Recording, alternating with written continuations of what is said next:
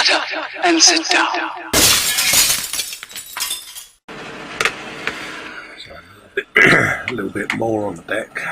It's had its first coat of paint. Not the finished product, I don't seem to add. But I'm going for a really worn floor of interior on this build. So my initial glue stage on this will be just slap it on to get it in place.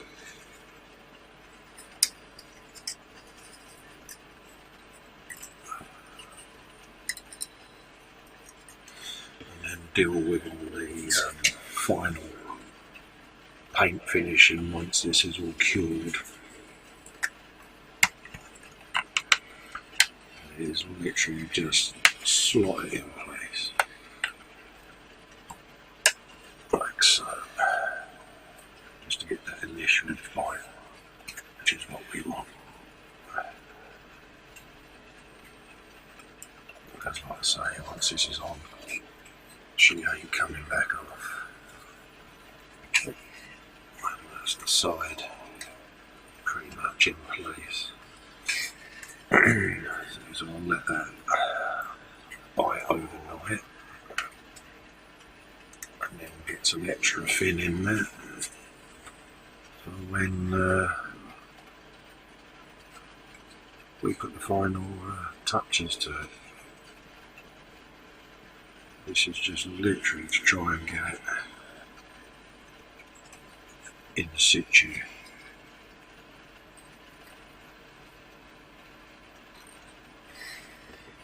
It is quite a difficult one to get in place.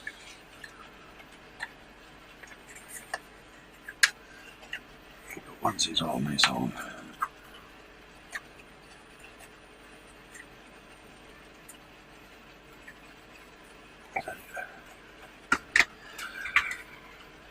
It starts to take shape. Like so.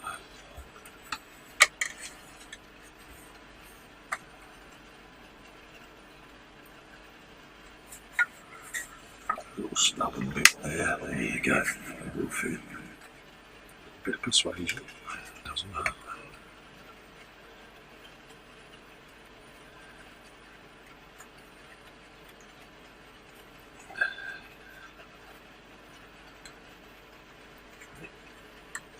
That's the beginnings of the bottom deck taking shape. Obviously you've got your seats to go in. By getting the sides on, I can actually begin to look at where I'm weathering the floors, dirt and stuff. So I kind of really want it to look abused. It's a London bus at the end of the day. Yeah, they clean them every night down at the yard. But, you know, nothing perfect. No, you know, the seats would have been cut, the seats would be dirty, there'd be muck everywhere. So, you know, it's not as if it's just rolled out the factory. This bus has probably done a couple of 100,000 miles. So it would have been well worn. Bearing in mind this is sort of 70s, 80s era. So vandals would have been at it. You know, the infamous Stanley Knife Brigade would have had a go at cutting one of the seats and just generally been a nuisance. So all of that's got to be added to it.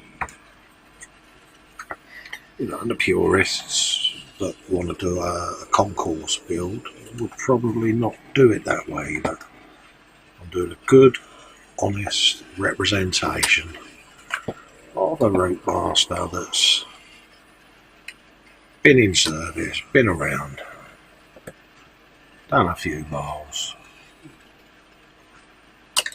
you know, and here's a workhorse. At the end of the day, that's what they were. Bloody workhorse. To get the British public from A to B as easy as possible.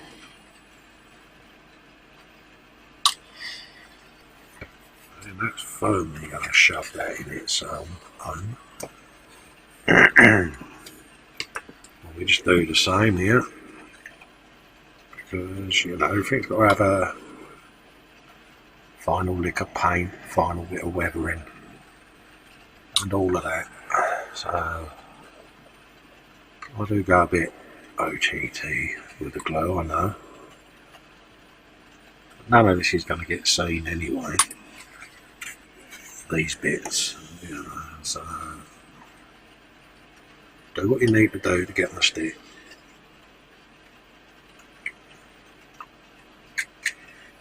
Because once this is firmly in place, I then get to go to town with the wiring, which is all going to travel underneath this section. Hence why I'm going overboard with the glue. Because this little section is going to have all of that wiring hidden away underneath it. So I want this area to be as solid as possible.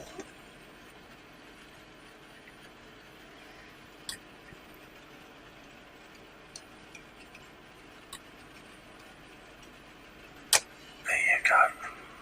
Because these channels here I've modified.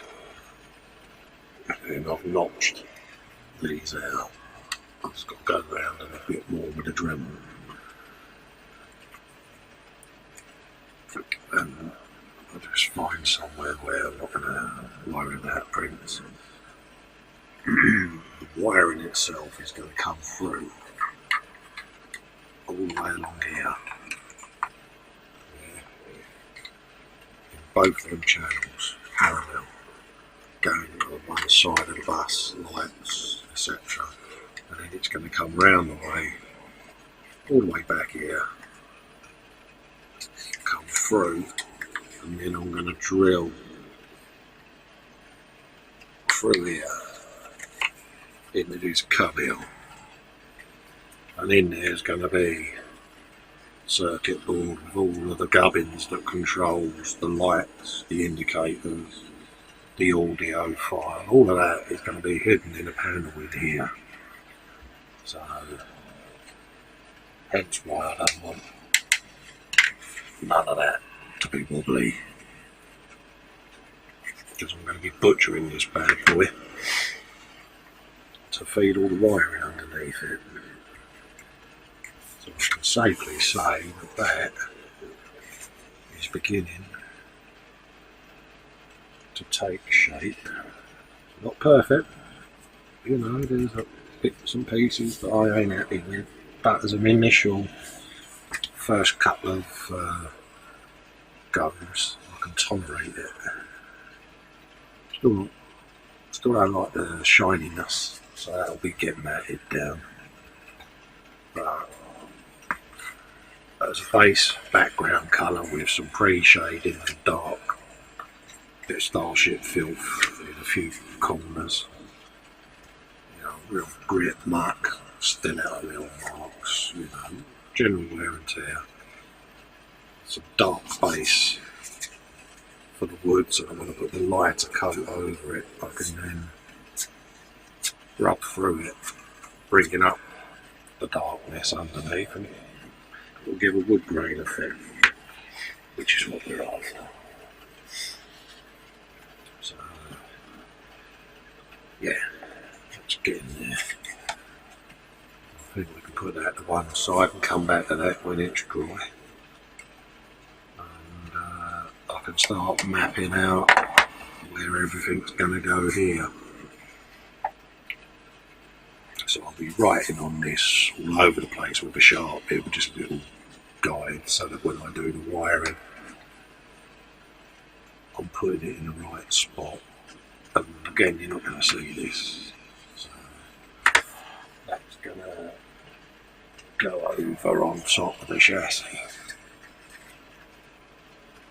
like so, by having the channels in there.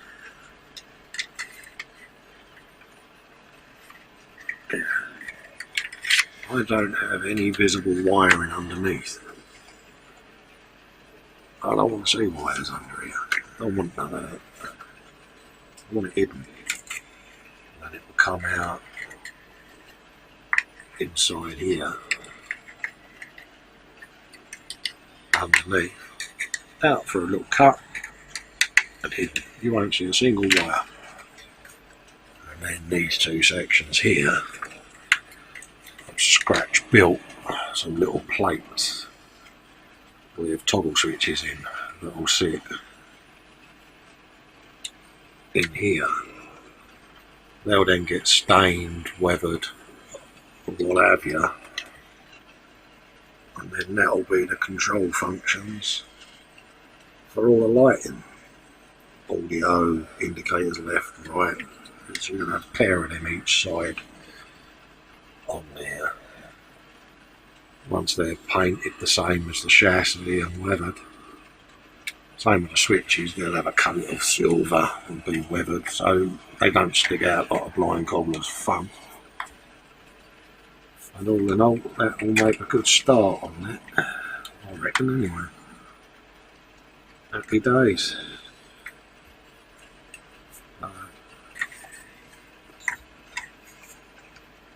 Fair bit of more to do on this. I'm still not greatly happy with it. A bit exhaust rust. Same there. It's getting there. It's getting there.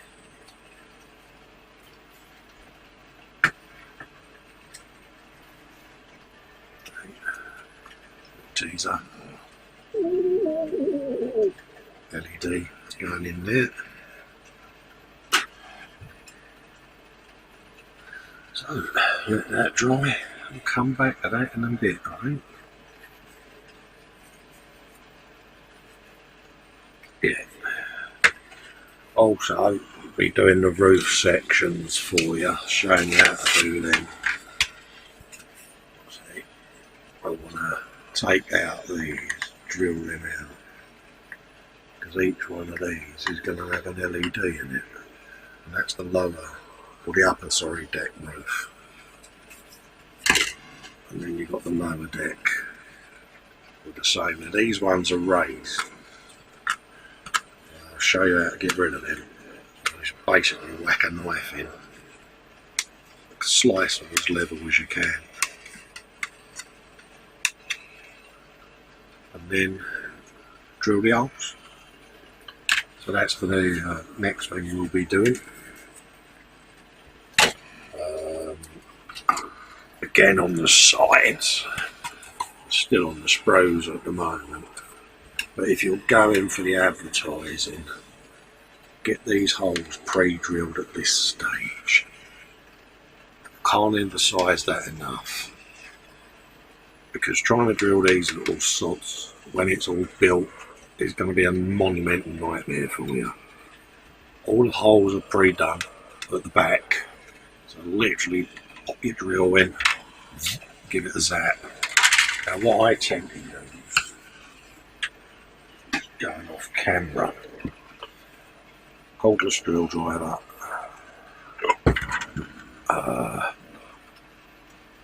and one of these. Absolute godsend. You drop it in, you've got yourself an instant drill chuck. There.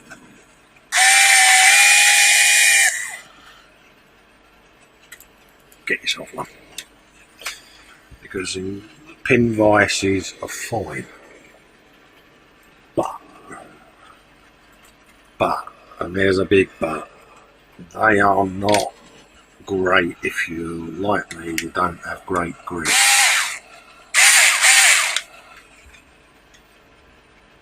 what I tend to do, I'll just put a bit in to demonstrate. Once you've nipped your drill bit up, you can use your drill, drill into your plastic, or you can use the chuck as a pin vise. And for those of you like me that haven't got a great grip, a bit of thumbage, instant pin vise. Get some of that. And all of those holes have been drilled with that. But do them at this stage, because you'll regret it if you don't, because trying to drill them when we've finished paint on, and it's going to be a nightmare. An absolute bind for you.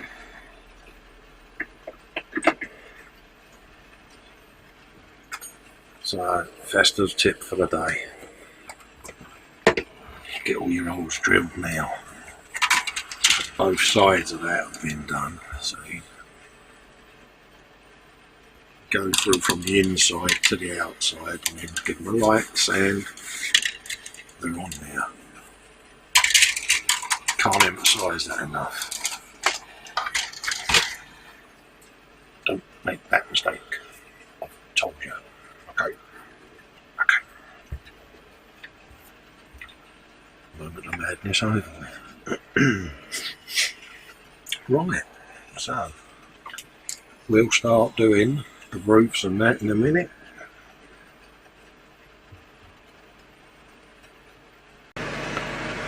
Right, quick little recap on where we've got to.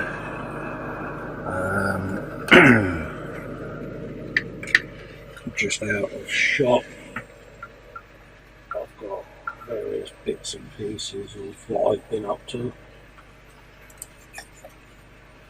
The engine's in. There's a tiny little bit more weathering to do there. A little bit of butchery and chopping to do at the front, which is for the LEDs of the cab, which I'll explain in a minute. And the first stage of the weathering underneath. Bit of rust on the exhaust pipe and a bit of texture. AK Terrain's desert sand, believe it or not, and then I've painted over it with some rust paint and bits and pieces. I've got some more rust effects to do along here, but all in all it's beginning to take shape. This is a strange build, as I've said before, because I'm putting a lot of LEDs and wiring in, a little tiny switch panel there, and what was going to happen underneath is just by the rear wheels. You'll see that I've already drilled a couple of pilot holes, but I'm actually going to cut the square out underneath here and here, and then these are going to go over it and be glued in place. But there'll be the control switches, so when it's actually on the ground, once these are painted the same colour, you'll have direction indicators, you'll have audio, and then the other side you'll have side lights and interior upper deck and lower deck LEDs. So I've got all of that wiring to figure out yet. So that's stage one. I've then got so far ascended the bottom deck. I've gone for a sort of dirty, sort of just mopped bits of oil with crap all over the place. Bit of wear on the floor, and same with floorboards. But it's had its first initial coat of my old faithful homebrew filth. Some on the deck as well there, and lots of bits and pieces on the aluminium. Same down the front. You'll notice I've got the driver's cab on at this stage. Screwed my hand and I've made the instructions, put it in stages, put it on, etc. But as you remember, I've done a modification on my cab, and I've also got a driver in there now. So as you can see, it's beginning to take shape with the sliding door. That does work a lot better once the handle will be in place. But what I thought couldn't be done, excuse my hands, has actually come out really well, I think anyway. So, little slider really, and I'm going to be displaying it in a position like so. So you'll be able to see in the driver's cab. A bit of detail work to do on here, the engine cut-off switches and things, but the actual channel and that's come out really well under here. You know, and the door does slide quite neatly. You wouldn't think it at the moment because I'm being a bit heavy-handed. But once the handle's in place, like I say, it's going to work.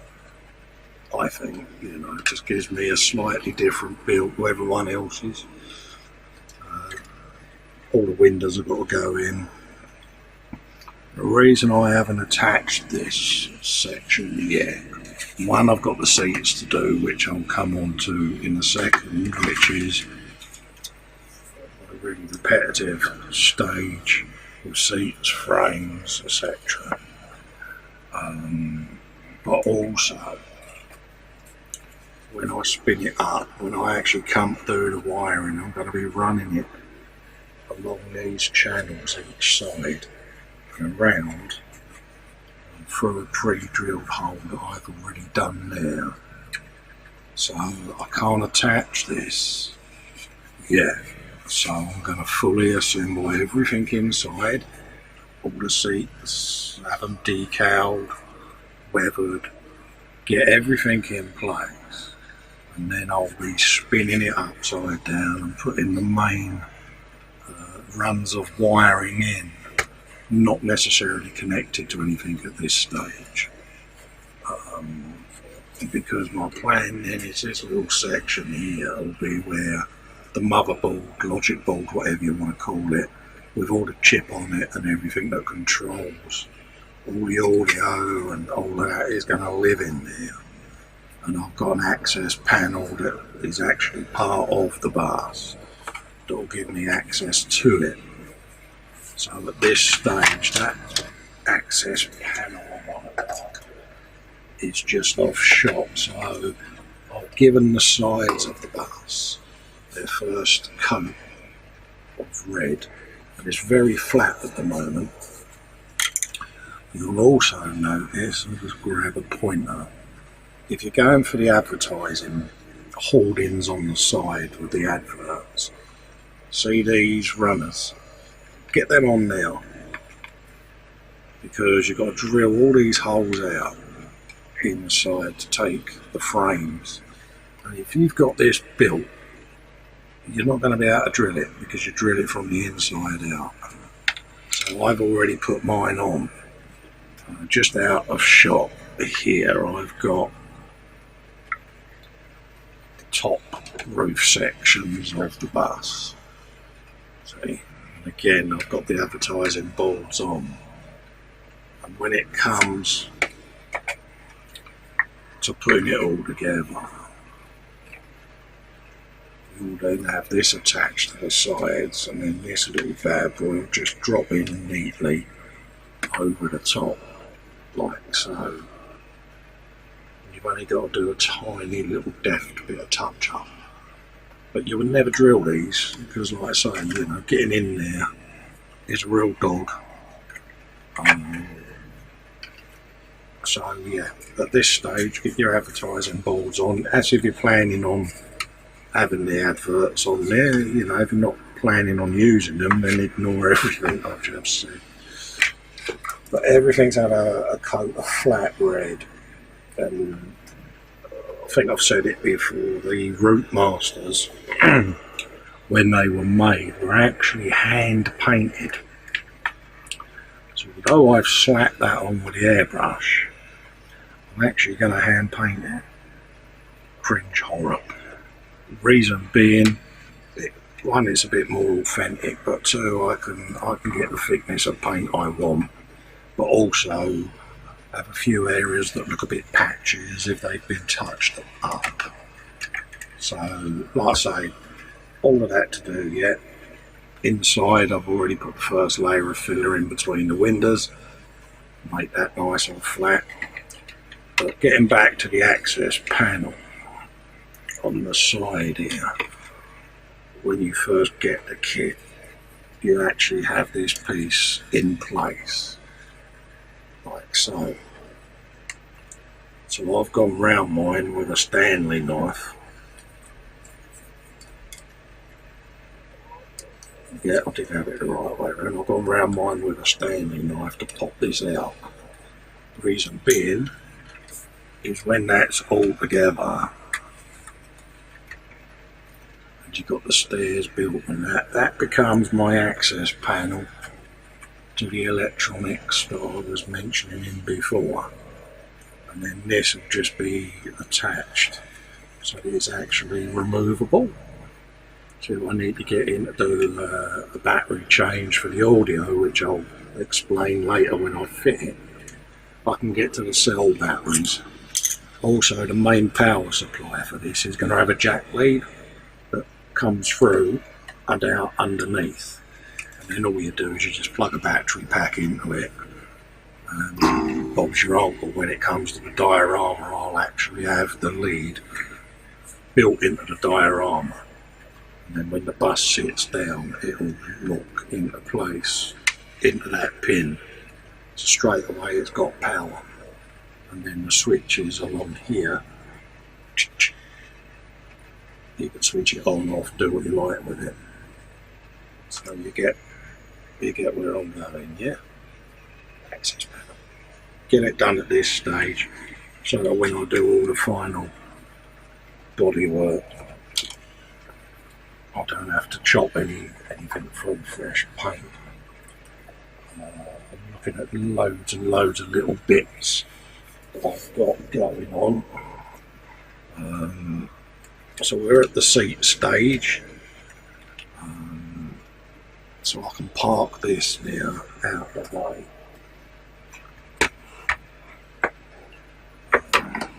The seat stage can be really quite tedious.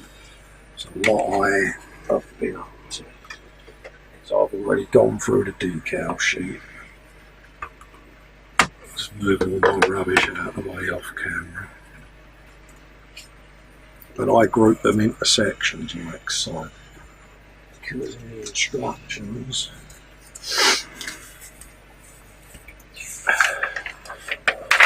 gives you all the call outs for each row of seats. So for instance, on the bottom deck, you build your seats, but each side has its own row of decals. So what I did on mine, I'll be easier to explain on the upper deck actually. There you go. You should build your seats, you build your frames, and then get your decals offside upper deck, numbers 42 and 41, 41, 42, and then I put them in place on the actual deck that I've got pre-built. So for instance, on the bottom there, as I make the seats up, I'll be putting them in place, if that makes sense. So this is where we are at the moment. So I'm about to do number 40s. It's 10 of those. Nice and repetitive, but pretty straightforward, and I'll go through the pieces. And then on the next page it gives you number 40, that seat goes into that spot. But at this stage, split your decals, because for me it works. I can have them sat in the bus, ready, so that when I pick it up, I know exactly where I'm at with it. So 36 and 37 is the top deck. myself here. I know. First sign of madness. So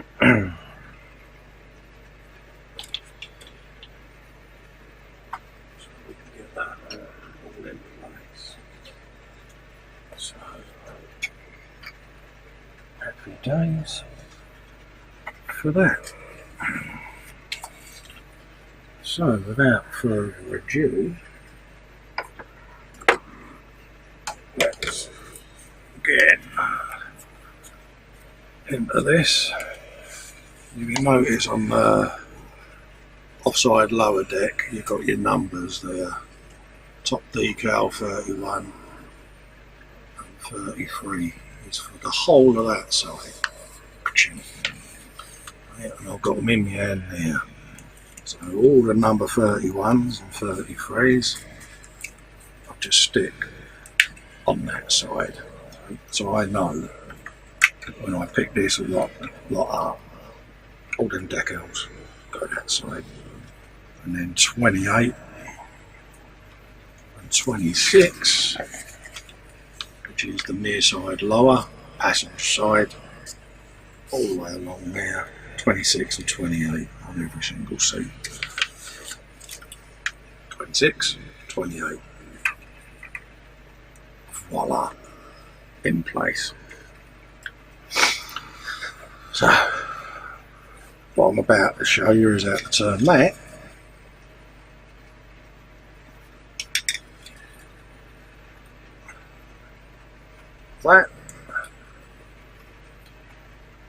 and that into that. Yeah, a little bit shiny at the moment, it's got to be matted down. But that's what we're aiming for. Okay, a little bit of gunmetal on the pegs, and I'll paint the back of the seat afterwards. Level 1, don't drop it. And then again, what I've done is I've looked at the instructions where each seat with a post is going to be. So you've got a seat at the front, the next one along's got a post, and I've gone along and marked with a little line on the side everywhere that's got a seat with a post. Happy days.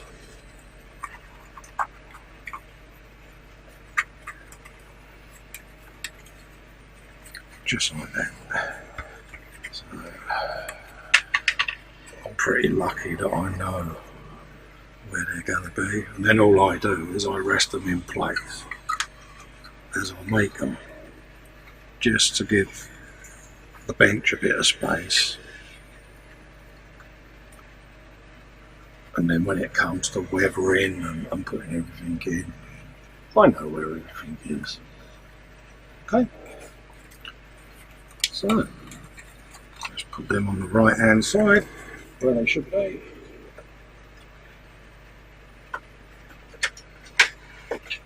Move that off camera, and we'll do a little bit of seat baking.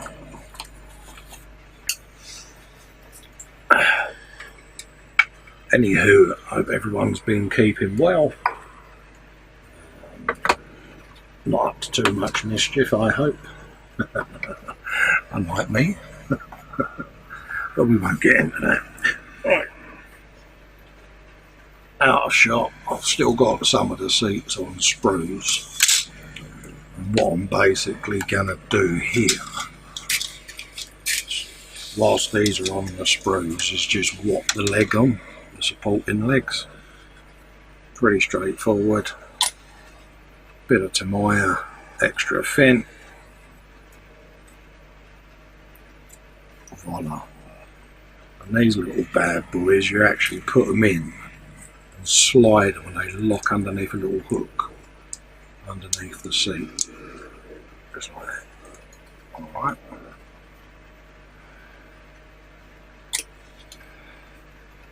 So we've got these ones can be cooking nicely out of shot. The reason I'm putting these on will become apparent in a minute, because the seats are handed and it's only the edge that faces the aisle that is painted dark red. I would actually use a Humbrol enamel to do it because I couldn't find a decent to my equivalent. I tried Holt red, but it didn't work. Didn't like it, so I went over it with a Humbrol in the end.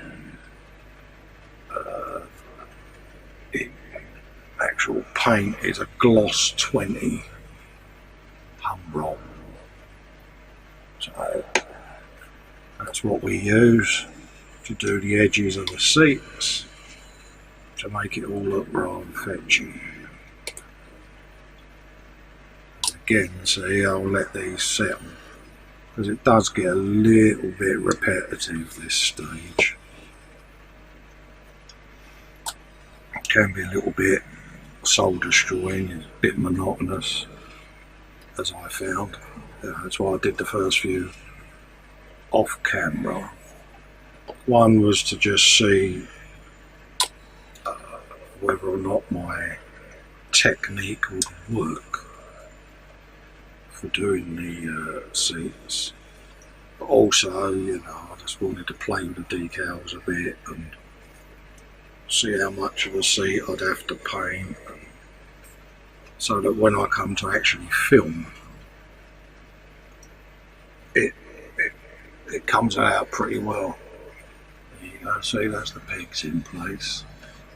Where the peg is where the island is. So looking at the seats there, I'll be coming down that edge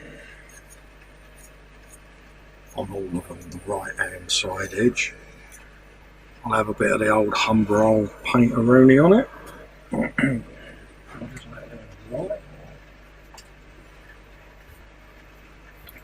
then all of these have got to have legs as well. So let's bring them into shot and get all of these done as well. Because these are the ones I'm actually going to be putting into the bus next. Not literally today, because I've got to let everything dry. But whilst these are drying, I'll go back to the sprues and I'll start putting the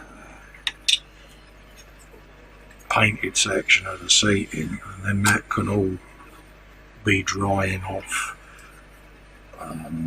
ready for the decals to be applied in one hit. All the frames have got to be painted silver, chrome, a bit of X11 will do that. I did try one in flat aluminium, XF16, but I don't know, it didn't quite cut it for me, but some of you might go for that. But I thought, well, chrome, no matter how warm it gets on a bus, it still keeps a bit of shine. And you can always do a bit of weathering at the base where the mop's been when they've cleaned the bus out the night before, and just slap the mop around. So you can get a bit of weathering that way, which is what I've done on the floors.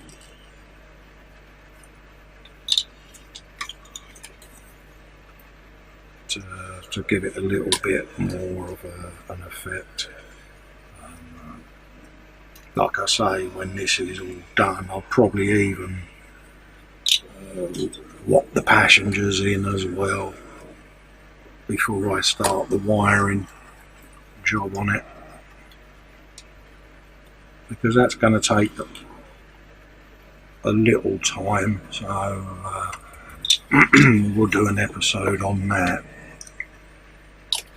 Again, you know, that way if there are people building this that aren't wiring it, they can skip that part out and jump straight onto the finished section, you know. So I'll have a little comment at the end that that's the electrics part of the build, and then those of you that want to wire it in at least have an idea you know, that you can modify and make your own, and we'll go from there with it. So let's find the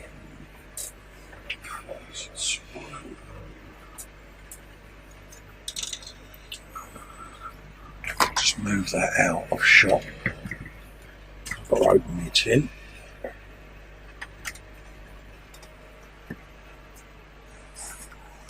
Go.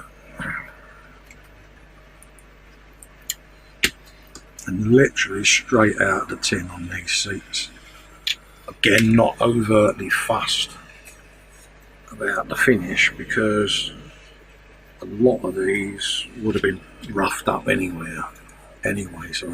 So remember your pegs, because they are literally sat by the aisle. So where the peg is the side of the seat that gets a paint. And I just do where the first nub is on the sprue, more or less parallel with the peg. And I just run a line straight down. The decal covers up any lines on the paint. So even if you do go over the width that you actually need, the decal will hide it. And it's literally repeat the process. And that's all you got to do on all of those, and the ones I done just now. Then group your frames together as per the instructions, which I'll just bring back over for you.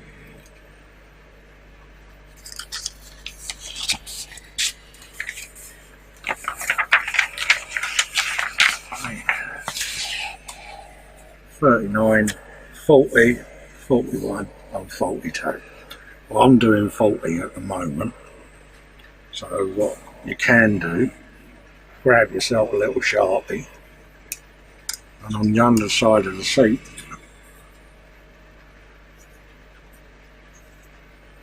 .40. The other ones will be 39, then a 41 and a 42. That way you can't get your seats mixed up. Happy days is what it's all about. See, I've got to do 10 41s, so they'll all be 41s. Just put 41. You're not going to see it. It's underneath the bus, and it'll help you remember where your what your seats and where they go are. So I'm going to carry on to paint these. So I'll pause there and come back once they've had a coat of paint and the frames have had a coat. See you in a bit.